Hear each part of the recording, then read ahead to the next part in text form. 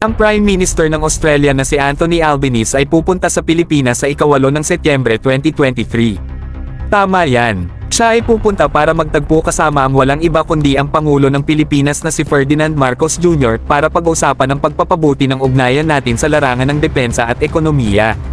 Ang pagkakataong ito ay napakaganda mga bro. Alam natin ang mataas na tensyon sa pagitan ng Pilipinas at China.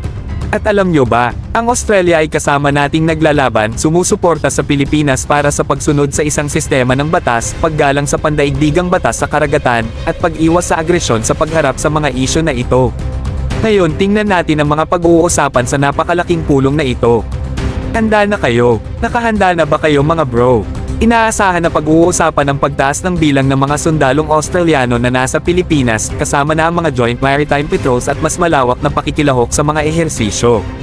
Ito ay tanda ng malakas na ugnayan sa pagitan ng ating mga bansa habang tinutulungan ng Australia ang Pilipinas na mapabuti ang ating kakayahan sa depensa at sa pagtugon sa mga kalamidad. Pero teka lang, may mas mahusay pang balita.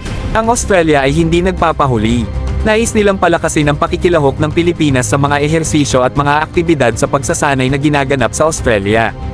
Ito ay isang sitwasyong panalo para sa parehong mga bansa kung saan maaari silang matuto sa isa't isa at palakasin ang kanilang kakayahan sa militar. Ang Australia ay maaaring gamitin ang pagkakataong ito upang humingi ng suporta mula sa Pilipinas para sa kanilang paparating na programa, ang programang paggawa ng sariling nuclear submarine ng Australia para gamitin laban sa agresyon ng China, lalo na sa West Philippine Sea.